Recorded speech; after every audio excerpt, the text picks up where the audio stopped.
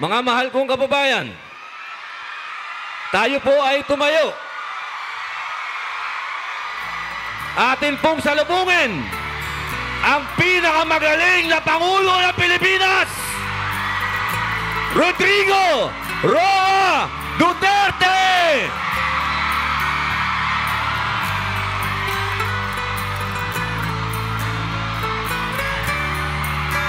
Duterte! Duterte! Duterte! Duterte! Duterte! Duterte!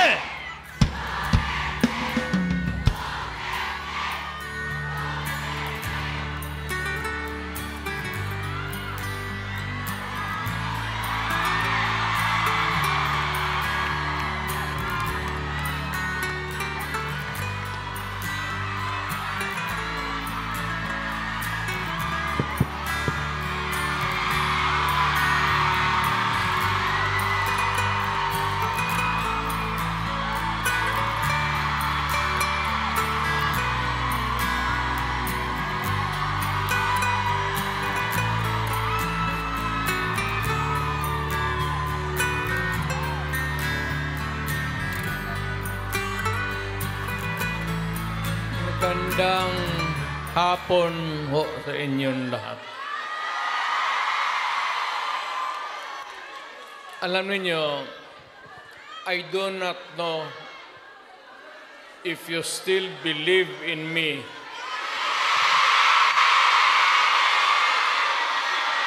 Pero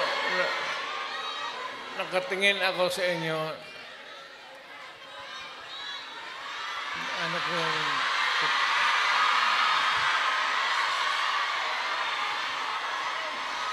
na dapat magkita-kita tayo doon sa ating bayan. Kaya lang sa sitwasyon natin ngayon, kailangan talaga pumunta tayo sa ibang bayan maghanap buhay. Pero sa akin, the fact that malayo kayo sa pamilya ninyo,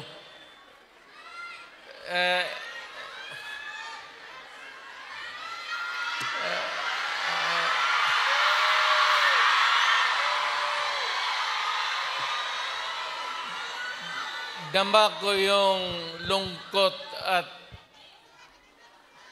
alam ko yan. Kasi ganoon rin ako noon. Almost 3 years sa labas ako nagtatrabaho. Well, nagtitraining para sa connection ko sa pagka-abogado. Kaya OFW, yan ang pinakamasarap na magkikinig ako. OFW, mabuhay kayong lahat.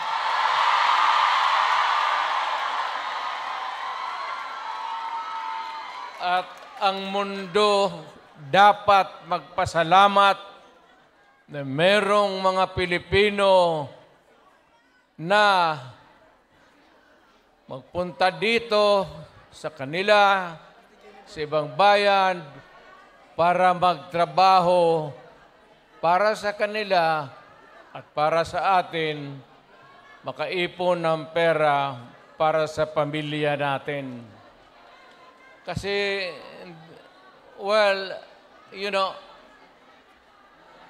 it would take about 7 to 10 years bago mawala itong sitwasyon natin na ganito. But in the meantime, that we are not really ready economically to provide opportunities na trabaho para sa lahat, then I said, napipilitan tayo dito maghanap ng trabaho para sa ating mga pamilya. Ngayong Kaya ako ngayon dito, this is not the first time that I have kaharap ko kayo. Tanggapin na lang natin kung ano ang nasa palad natin at magdasal tayo na yung pagod ninyo ngayon dito ang makinabang ang mga pamilya ninyo at ang mga anak ninyo. Mabuhay kayong OFW. Kaya yung lahat ng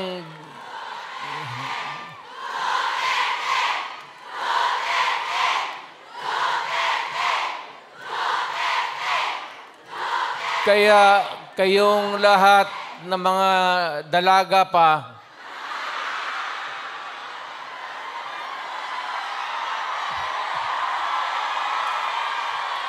ilan ba kayo?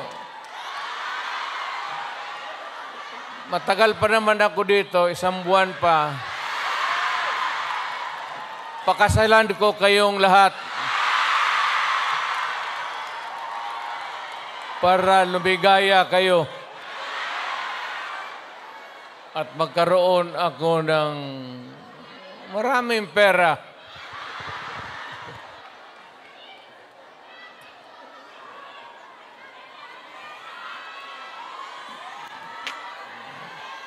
You know,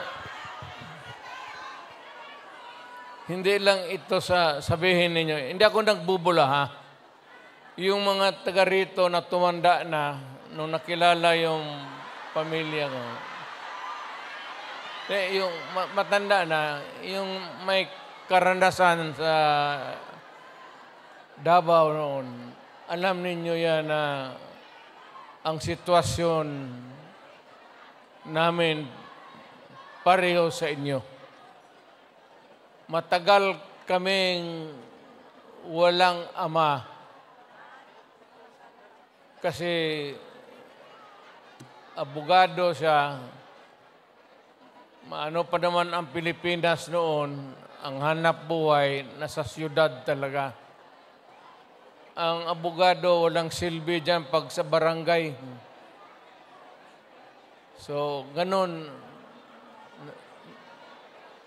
na-experience namin ako, na ang tatay ko, iniwan kami sa lolo pati lula ko at ang tatay ko nagtrabaho sa labas. Ganon, sa labas ng probinsya. So, damang-dama ko talaga yung buhay ninyo. Huwag na yung kalungkutan. Huwag na yung, kasi that's reality. Ginusto man natin sa hindi, kailangan talaga maghanap buhay. So, huwag na masyado yung mga sentimental na ano. Basta dito, punta tayo dito, nagtrabaho. At nandito kami, pinsan, napasyal ako, kasama ko ang anak ko. Saan ba si...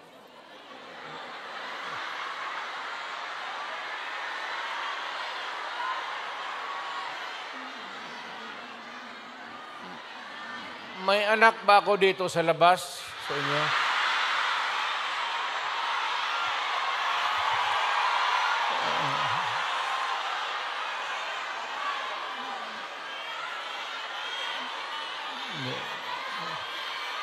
Sobra naman yung 5.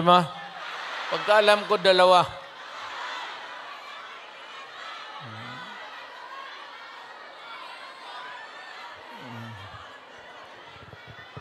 Saan ba pamilya ko?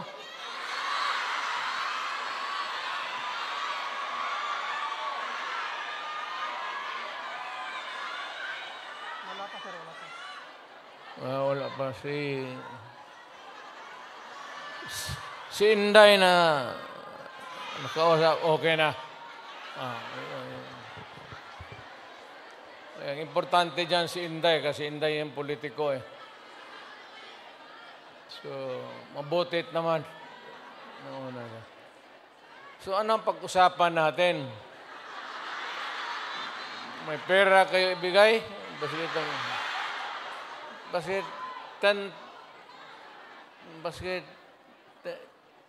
10 Hong Kong dollars lang.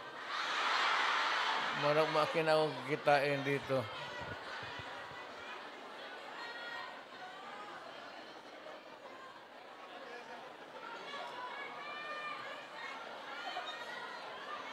Sunod punta ko dito, magministro na ako. Kasi pagtapos ng usapan natin, give, kayo lahat. Well, ang problema natin sa Pilipinas ngayon, hindi na kasing bigat noon. You know, you'll have to be patient with government. It is not at all times maganda. Minsan, ang gobyerno may kapalpakan. Ang akin lang, well, of course, kasi from the outside na ako, na makikita ako na yung ganito, yung seldom na tinitignan ng tao, ng Kongreso, na masilip lang man kayo kung ano ang kailangan, not only dito sa Hong Kong, but all over the world, Filipinos who work there because they have to. So, ang akin, nagpapasalamat ako. Ang una-una,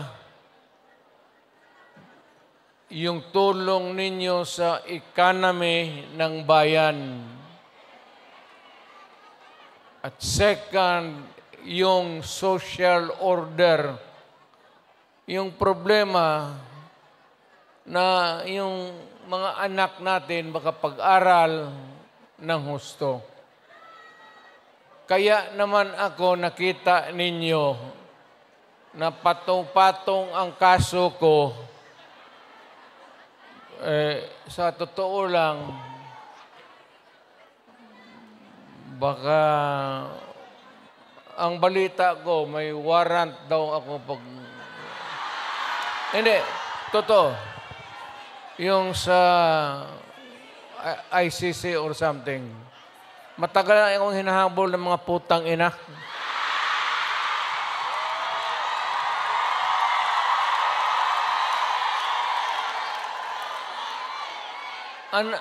Ano man ang kasalanan ko,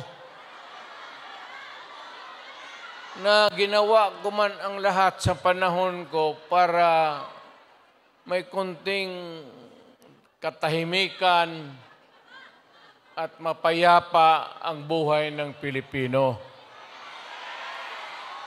Ang problema nito, ewan ko kung ang tingin ng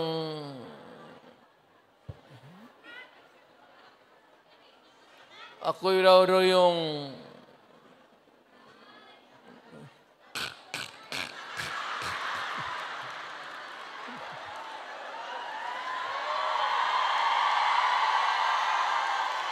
o ganito na lang. Ito ganito na lang. O sabi ko, assuming na totoo talaga yung naririnig ninyo. Bakit ko ginawa yan? Para sa sarili ko? Para sa pamilya ko? Para sa inyo at ang inyong mga anak sa ating bayan. Kaya ako man,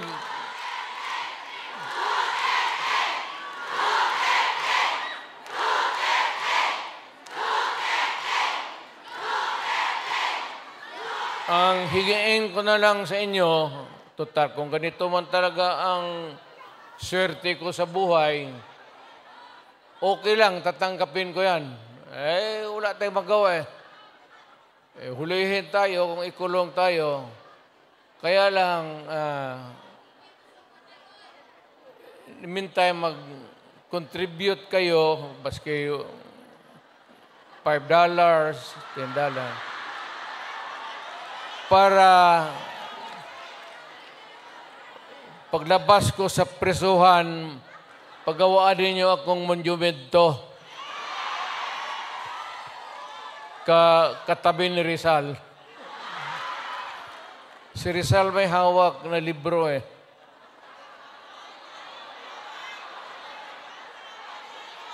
Akin.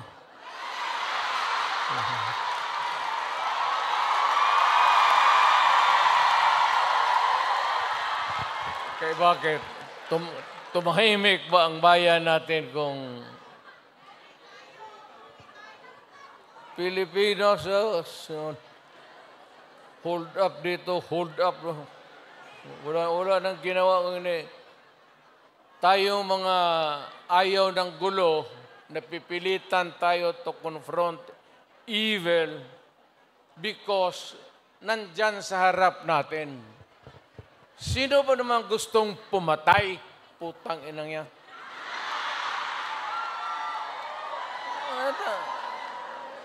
Bakit ako why would I waste my time? Binila, pumapatay yan si Duterte, lumalabas ng gabi, ganon. And so, sino ba naman gusto maging security guard? Na ang kinuha ko, law. So, but, siguro sa trabaho, saka alam mo sa gabi, diyan rin lumalabas yung mga masasamang tao. At diyan rin lumalabas yung nakakatakot na magandang babae sa buong bayan.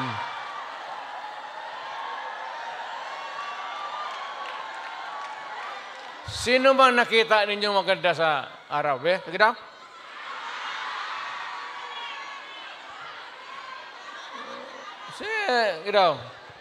Sa araw. Yung nagtatrabaho, patay ng basket, na mamalinggi. Pero pagkagabi, makita mo, lumalabas. Mga anghel, gising na. Ang mga demonyong putang inatulog na.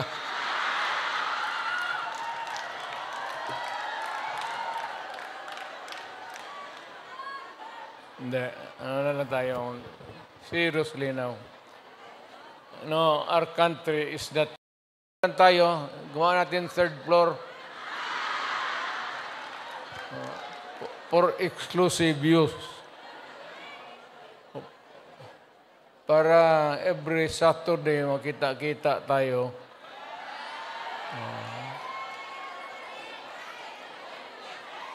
Ano na. Maraming mag-uwi dyan, buntis na. Yung mga dalaga.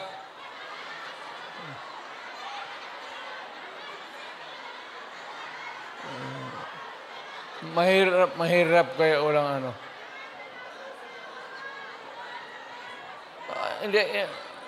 Hindi ako mag-survive ng buhay na walang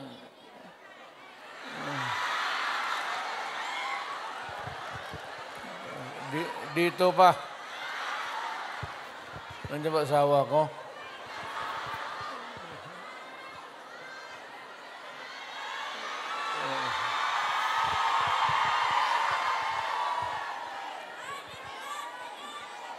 Well, you know, ganito yan. We were not really ordered, but maybe it was a form of an order, but ang dumating sa atin ay request from the Hong Kong authorities that we avoid talking about politics. Ako wala naman akong no plans to talk about politics. It's too early. I will talk about it sa Pilipinas. Doon na lang kayo makinig. I'm not trying to na kayo you vote for I leave it up to you to decide for your own kung ano talaga ang mabuti para sa bayan. Pero kung ano kayo, if you have to listen to some advice, maybe you can consider the advice ng former president. An advice that is only good for the country. I am not talking about any candidate, but the interest of the Philippines. So, but mayroon akong mga kaibigan na nandito. Grupo kami dumating. I happen to promise my... Sa ano nga yung... Wala pang asawa ko.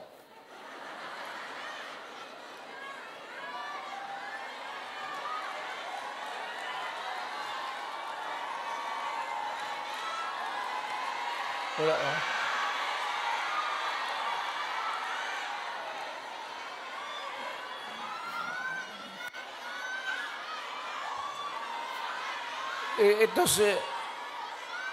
Ito si Hanelet kasi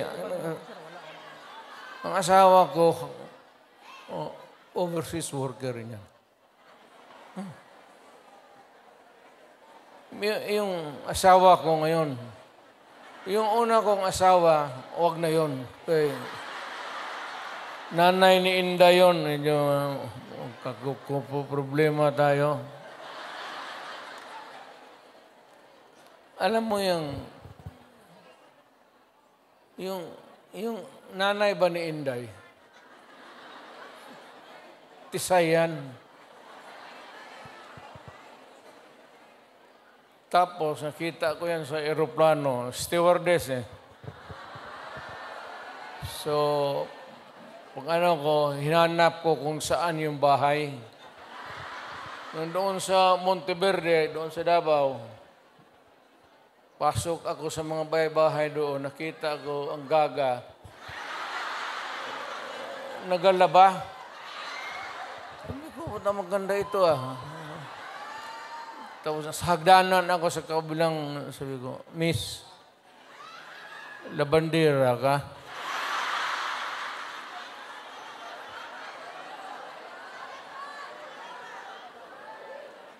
Ewan ko kung sinong taga-Davao dito.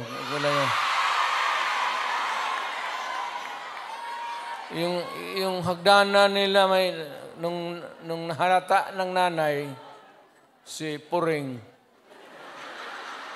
mother-in-law ko, inilipat yung aso doon sa hagdanan. Tangina, hindi ako makaakyat. Kaya, hiningi mo eh. Ano na yan yung mga, anong tawag yan? Pukpok sa Bisaya.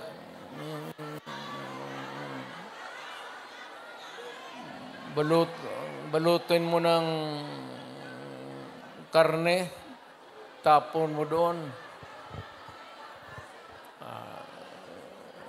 2 araw, ang aso nila, 2 aso lang ako na.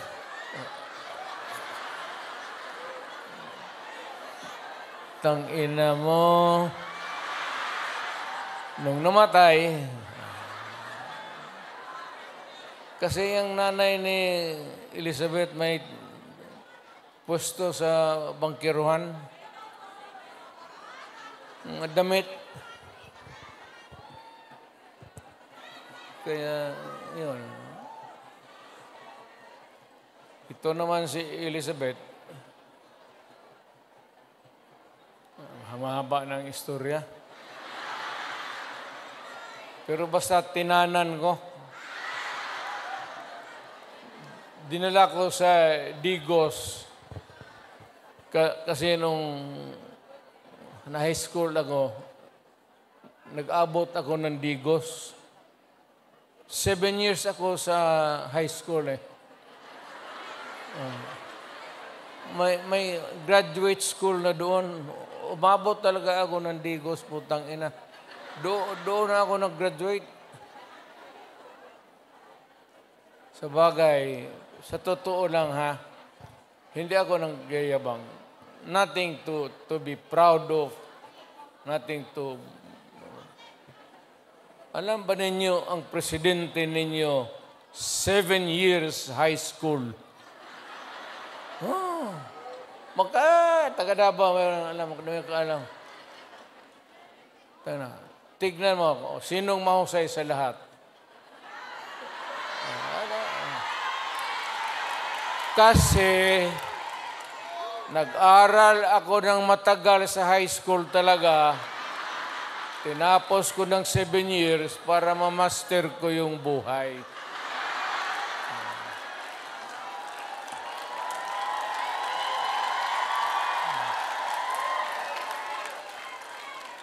Ngayon,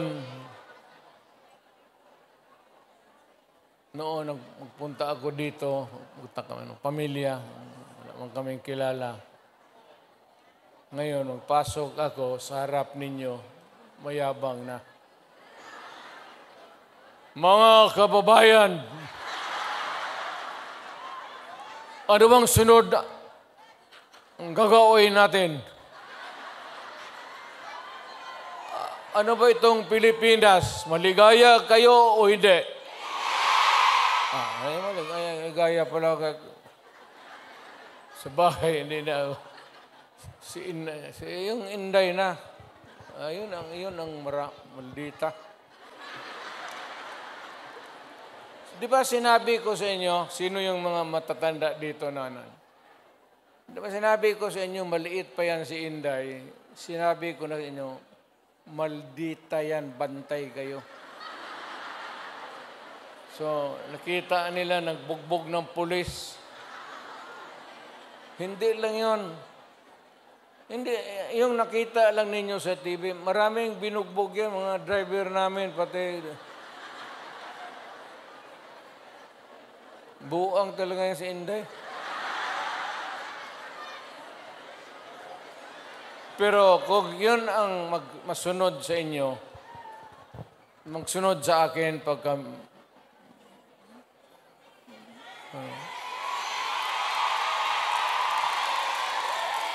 Maswerte kayo kung yan ang magsunod sa akin. Kasi malapit na tayo talaga sa gira. Mamili kayo ng kalaban. Hindi, ano yan si Inday? Bright, smart, pero mainit ang ulo.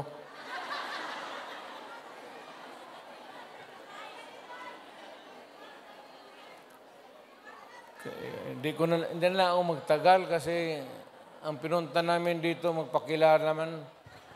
Sabihin ko lang yung mga pangalan, tandaan lang ninyo. Si attorney, si lawyer, Jimmy Bundok.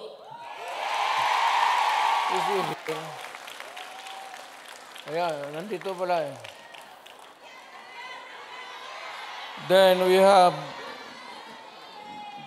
General, Philippine Constabulary ito, PPC. General Ronald Bato de la Rosa. Hinuli ng pulis. Pulis yun, huli nila. Tapos ang sunod, patron ito. Patron ito. Yung iba may mga medalya pa. Si Christopher. Saint Christopher. Senador para.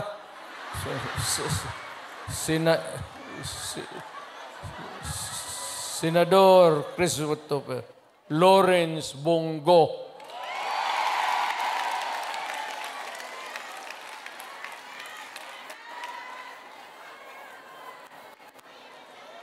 Ito yung si Bongo, noon po, the longest time nakikita ninyo, Mayor, ako, ito yung aide ko.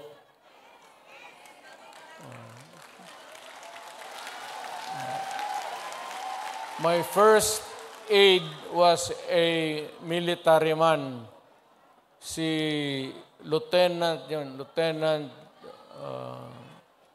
si Jimboy, kabarkada niya, namatay. Tapos sabi niya, kung wala pa akong kapalit, many years ago, nag-volunteer siya. Sabi ko, sige. Pero mahusay, Senator Bongo. Pero walang ito bright ito. Bright talaga ito. Chinese eh. Check. Magkwenta ito sa yung mga finances namin, gano'n. Hindi na magamit ng calculator. Dito lang. Putang ako nga, 1 plus 1, 3 na.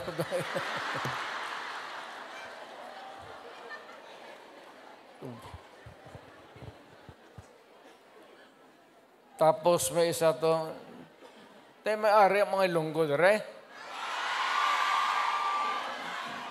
Damo. Si Attorney J.V. Hinlo. Western Visayas. Well, actually, ang Western Visayas, walang representation. Wala talaga. So, baka you might think it over at magbigyan mo. Then we have Attorney Raul Lambino. Pangasinan ka, sir, no? Ilocano to. Sino Ilocano dito?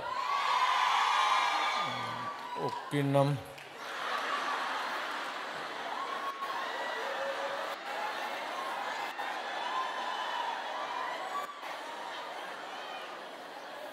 Ang sunod si Rodante Marcoleta.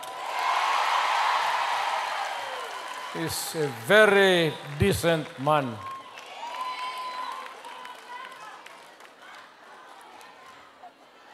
Sinong iglesia dito?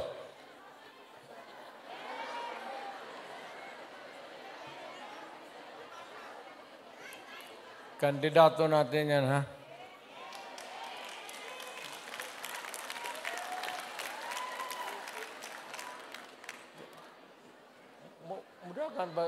Mudahan si Pastor.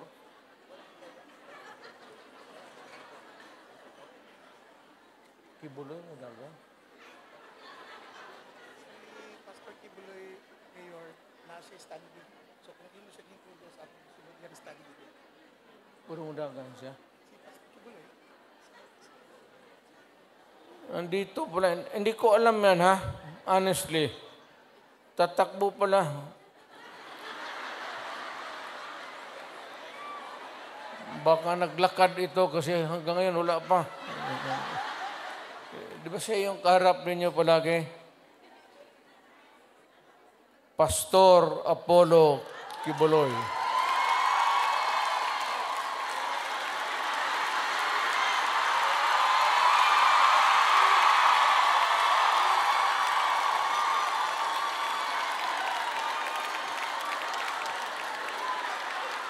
Tingnan yung relo niya, pati relo ko.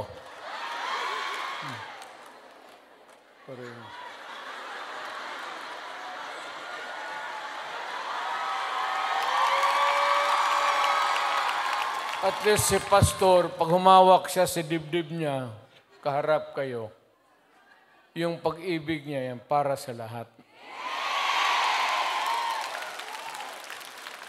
Kami naman, kung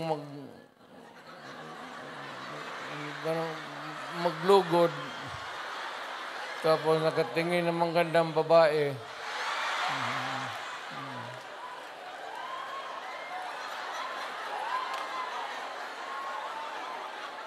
gano'n. Pero yung mga gano'n na, I'm proud to meet you, mga gano'n na style. Pero yung mga gano'n, tapos, huwag yan.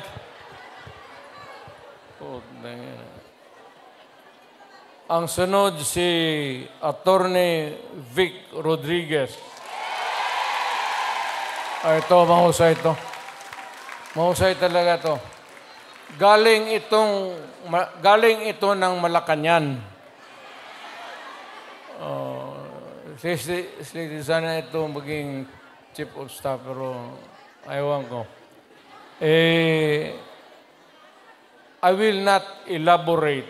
Ayaw kong magsira ng tao. Pero ito, umalis ng Malacañang because it was a matter of principle for him. So, maintindihan na ninyo. Talagang prinsipyo na tao. So, itong isa,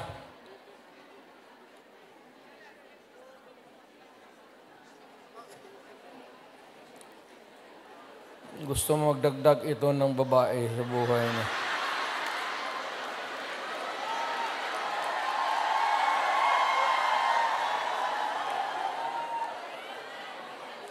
Itong magdagdag ito ng mga 3 pa, kulang ang sweldo nito.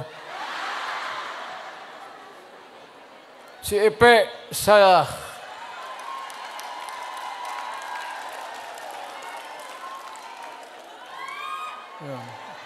kita mo?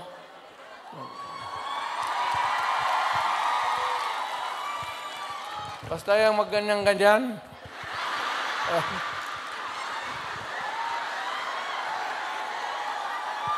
Style bulok.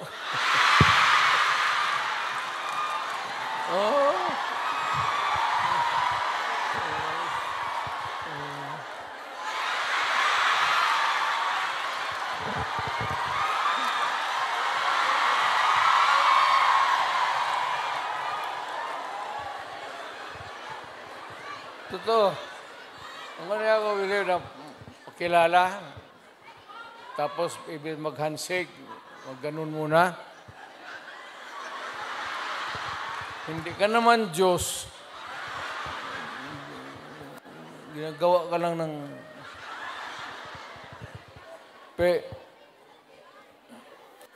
Ibahin mo... Ibahin mo na yung style mo. Bulok na yan.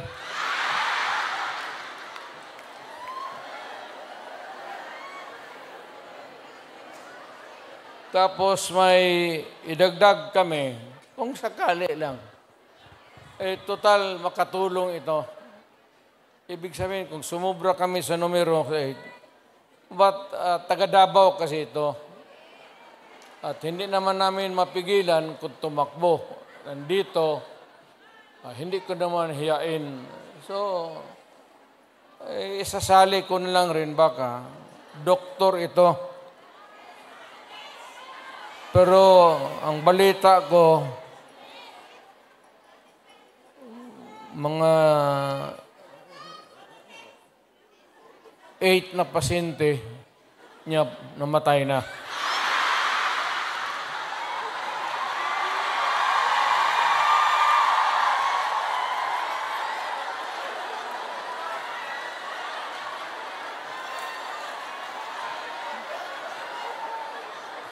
Either mali yung medisina binigay niya o pinatay niya kasi ayaw magbayad. Dr. Mata.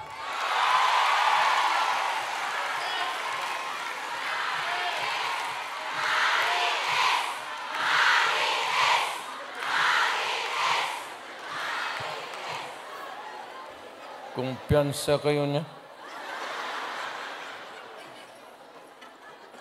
Sa totoo lang, sa lahat na mahiya lang ako sa lahat na binasa ko, at least tatlo ang medyo matino dito.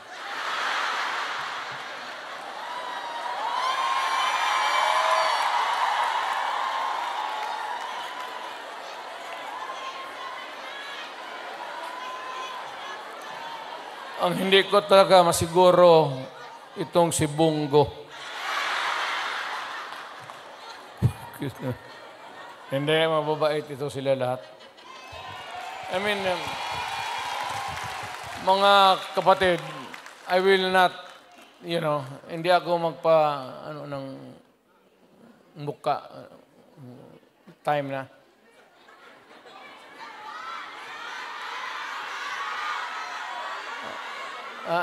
Ikaw yung manager dito? Ito yung mag-protocol, Mayor, na si Robin Padilla sa Dito Uban. 20 minutes pa, 20 minutes pa, 20 minutes.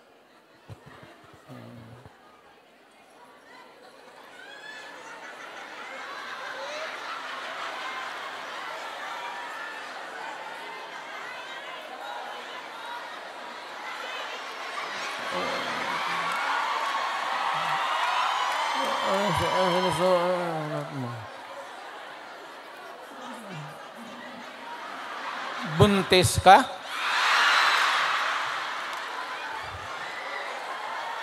Imposible naman. Surat mo ulit.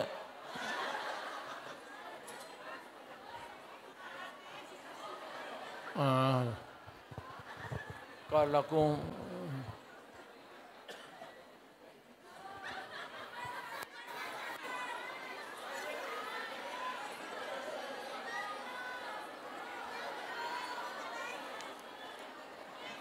talaga itong babae. Kaya ka litsi-litsi yung buhay ko. Paski nung presidente ako. Dahil sa babae. Kasi maraming bisita dyan sa Malacanang noon. Tapos may makita ako babae na maganda. Unahin mo yon. Bakit magreklamo mo? Pinabuntisan ako ng gwardya mo sa... Tangina. Dito tayo sa party list. Si Harold Duterte. Alam mo, I have not... Hindi ko na nakilala itong... Nandito ba? Hindi ko talaga nakilala ito.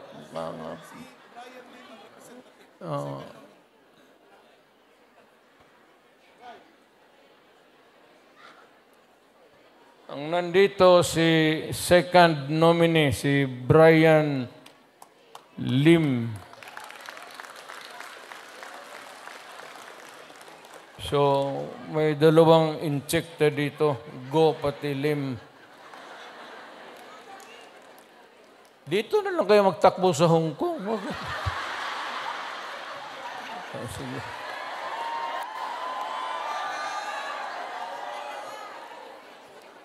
Then pangatlo si Johnny Toleran. Walang sinabi, walang binatbat, o wala?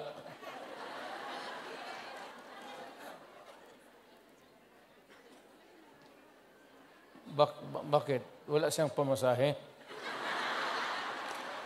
Takbo-takbo ganyan lang yung mga takbo-takbo tapos walang pera.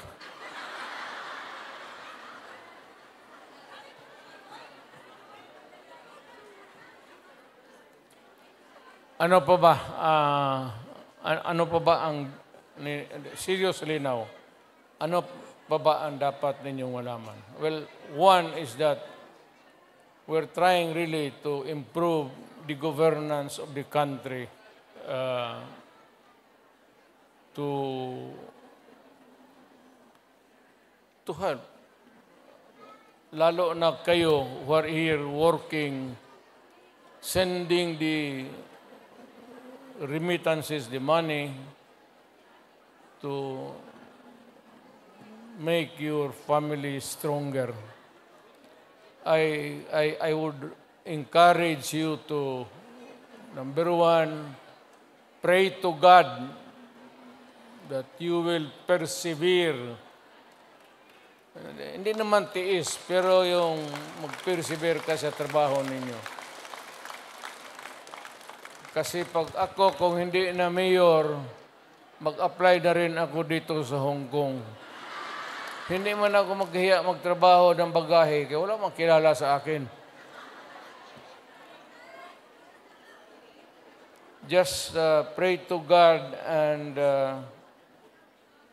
rest assured that we are doing everything we can to really improve our country.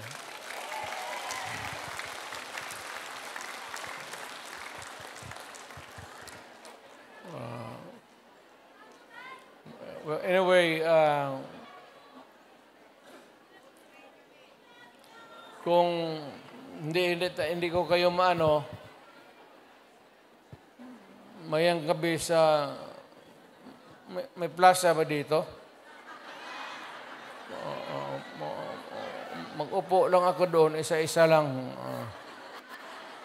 Hindi sabay kasi, hindi kaya.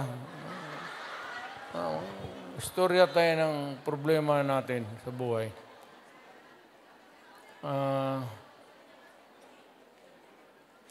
Ano ba problema ninyo?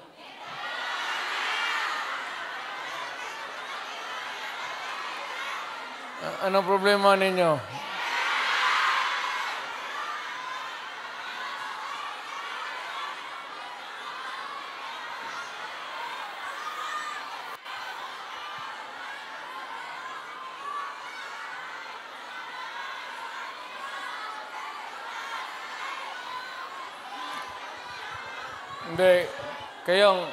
Hindi ako nagbibiro ha, hindi ako nagpapatawa.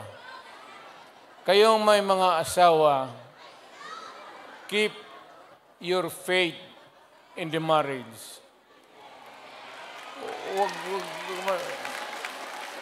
Huwag kayong magbitaw dyan sa temptation. You're here to help your family and do it. Do not waste it in some other things na activities that would destroy the family and destroy you. Ang akin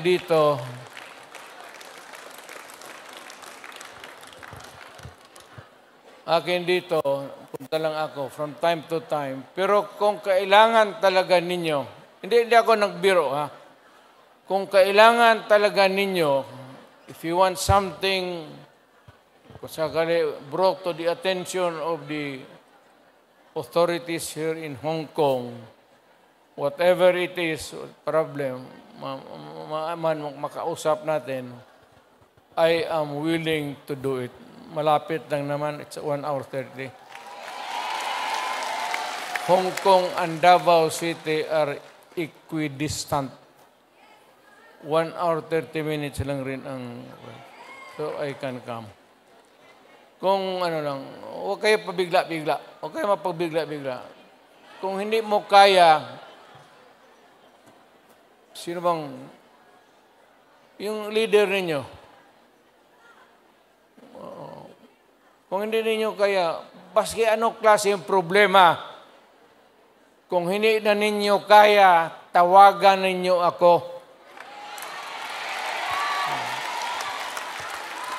Kung may problema ka sa asawa ninyo, iwan, putulin natin yung utin ng butang.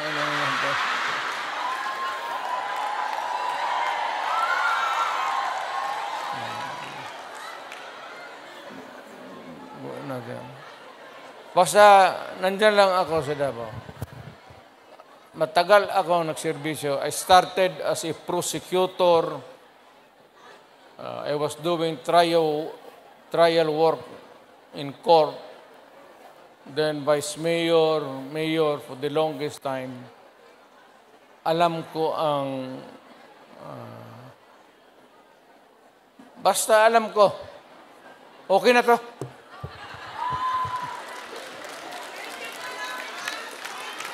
Yung may apologies sincere sa yung mga Pilipino na hindi nakapasok. Kindly extend to them my... Wala tayong magawa. Hindi talaga magkasya.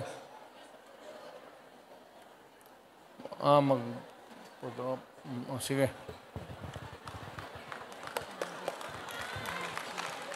Ano ako magtindig?